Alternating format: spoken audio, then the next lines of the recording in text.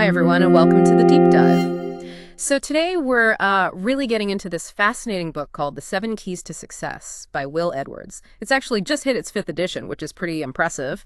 And the promise here is, well, it's about practical, tested principles, timeless stuff, apparently, that can bring you success if you really commit to applying them. Our goal today is simple.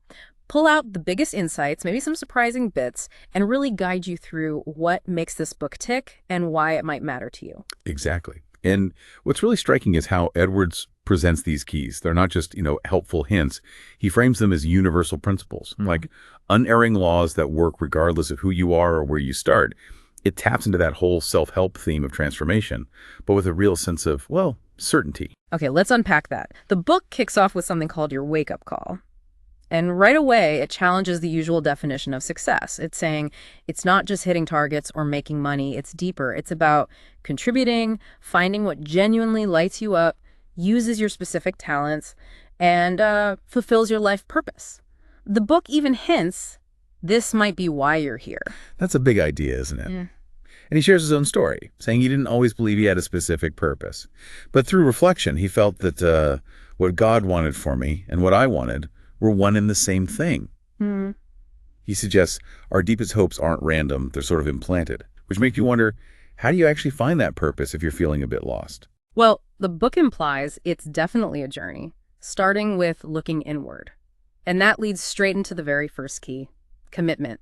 It defines it as sincere and steadfast fixity of purpose. Basically, binding yourself to a course of action, emotionally and intellectually. It quotes Carl Sandburg, nothing happens unless first a dream. And Stephen Covey's idea too, the mental creation coming before the physical one. Dream it, then commit. And the story that really brings commitment to life for me is Charles Lindbergh. I mean, dreaming of flying solo across the Atlantic back then, that's huge. He wasn't just dreaming, he was all in. Couldn't buy a plane, so he helped design and build his own, the Spirit of St. Louis. Didn't have the cash, but his sheer determination got him sponsorship. It shows commitment isn't just internal grit. It can actually bend the world towards your goal. That's a great point. It's like a force multiplier. And that kind of intense commitment, according to the book, naturally makes you ready for the second key, an open mind or receptiveness. Right, receptiveness. The idea is once you're truly committed, the universe, or however you want to frame it, actually starts to help you out. People, events, opportunities, they get drawn to you. Some call it the law of attraction, right? You become a magnet because you're ready. And it's not just wishful thinking. Look at the Rudy Rediger story. Everyone told him playing for Notre Dame was impossible, too small, grades weren't good enough. But he was open. A friend gave him a Notre Dame jacket, and that sparked something. He went there, slept in a maintenance room, worked like crazy at a junior college, got in, made the practice squad, and then that final game moment, crowd chanting, the sack. It's incredible. It shows openness isn't passive. It's about actively spotting and grabbing those coincidences that align with your commitment. Absolutely. Getting ready for the opportunity when it shows up. Okay, so you're committed, you're open. But what if things don't go exactly to plan? What if the path twists? That brings us to the 4th key. And yeah, we skipped one. We'll come back. Flexibility. The author pairs it with openness, which makes sense. It does. Flexibility is about being adaptable. Right. Being able to respond to changes. There's that quote, if you always do what you've always done, you'll always get what you've always got. Simple cause and effect. Exactly. You need to be willing to change your approach if things aren't working. Right. And the book warns that just banging your head against a wall, persistence without flexibility isn't smart. It talks about the NLP idea. Notice what's working, notice what isn't, and then be ready to change tactics. Brainstorm, observe, adapt. That constant adjustment is what makes you, unstoppable, as the book puts it. But how do you know when to stick versus twist? When is it persistence and when is it time for flexibility? That's the million-dollar question, isn't it? The book suggests it's about constant feedback. Ask yourself, is this actually getting me closer? If the answer is no, then it's time to get creative. The Kevin Keegan story is a brilliant example of both.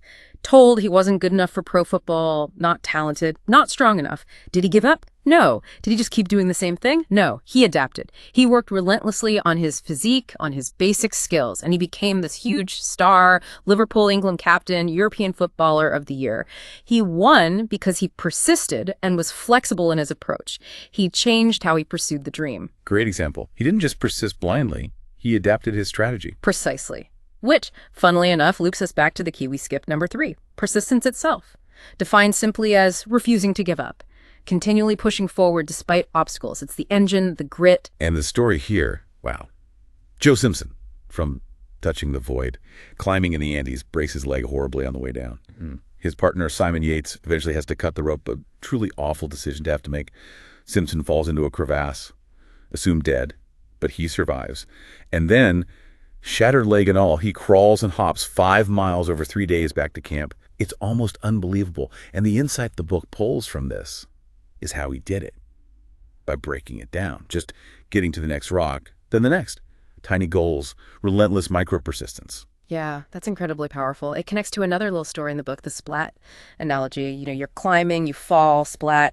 But success is just a little further on than the splat. It's about having a plan, taking action, and knowing you will hit obstacles. Persistence is what picks you up after the splat. It normalizes setbacks, doesn't it? Makes them part of the process. Exactly. Okay, moving on to key number 5, and this one feels foundational. Faith.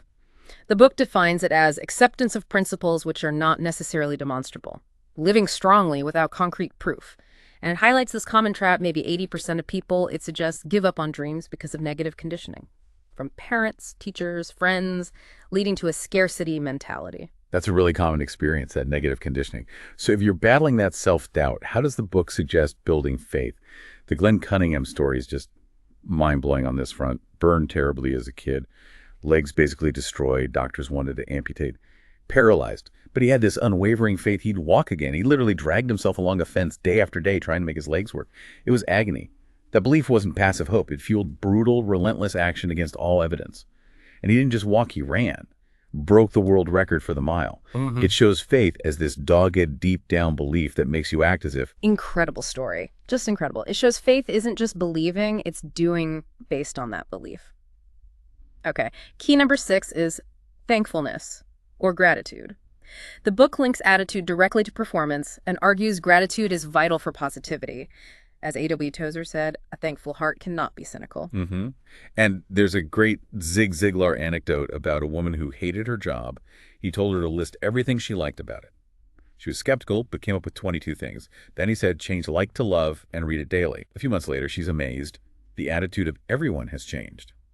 Her shift in gratitude actually changed her environment. It's that ripple effect. And it's not just anecdotal. The book cites a scientific study, McCall and Emmons. They had people keep journals. One group listed things they were grateful for. And guess what?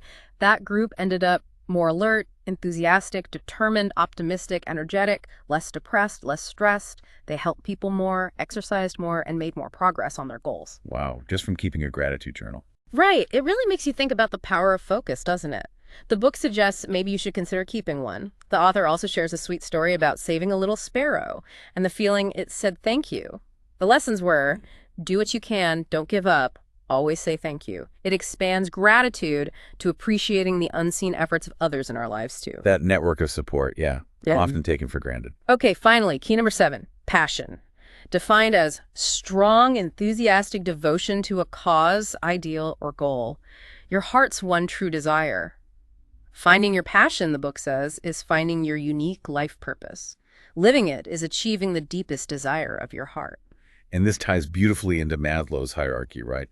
Moving beyond just making a living or getting respect, esteem needs, towards self-actualization, becoming who you were meant to be. It makes me think of that Stephen Covey quote again. Climbing the ladder only to find it's against the wrong wall. That's achieving success without passion. Exactly. You need to know which wall matters to you. The book uses that powerful allegory of the eagle raised by chickens. It thinks it's a chicken, never flies, and the author just states it plainly. You are an eagle. You were born to fly. It's a real wake-up call to find and live your unique purpose, not just peck around on the ground. A very strong metaphor. Don't settle for being a chicken if you're an eagle. Right. Now, tied into all this is the idea that there is no failure. Dennis Waitley's quote, failure is delay, not defeat. A temporary detour, not a dead end. Fear of failure holds so many back.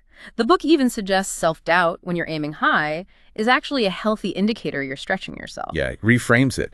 And that connects to the NLP idea again. There is no failure, only feedback, which is such a useful shift, isn't it? It turns setbacks into data. Okay, that approach didn't work. What did I learn? What's the silver lining? How do I adjust?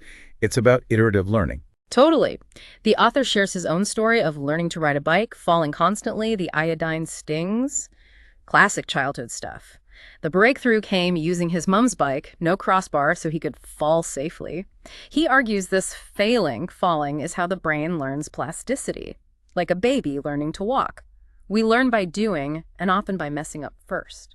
It's essential for making those connections. And Thomas Edison is the ultimate example, isn't he? Thousands of failed experiments for the light bulb filament. But he didn't see them as failures. He said something like, now we know for sure that doesn't work. We have to try another way. That failure is just part of the path. Absolutely. So how does this whole journey actually look? The book gives examples of people who found their purpose super early, like Ian Callum, apparently designing Jaguars from age 3, or David Hurd, told he'd never make it in football, then scoring for Man United. Even Dire Straits, their name came from a teacher complaining about their prospects. Clearly didn't stop them. Yeah, talk about turning negativity around. Yeah, but then, crucially, it shows it's okay if you find your path later. Leonard Cohen, struggling until his 30s.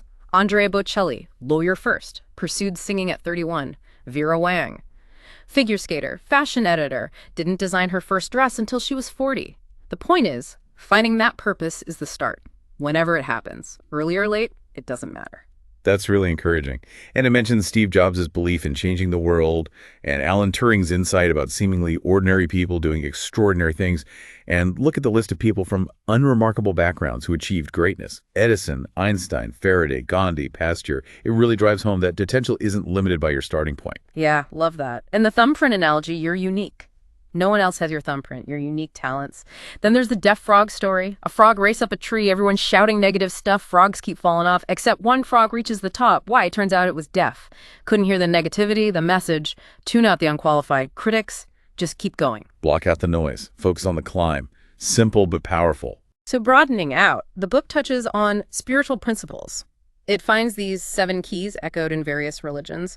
It gives Bible verses Psalm 37.5 for commitment, Matthew 7.7 for open mind, and mentions links to Buddhism and Islam too. Right. The author suggests that whether you call it God, the universe, creative consciousness, whatever, it's tapping into a higher power. And that personal growth, becoming the person capable of achieving your goals, is actually linked to fulfilling that sort of God-given purpose, aligning yourself. It definitely feels like these ideas resonate deeply across different belief systems.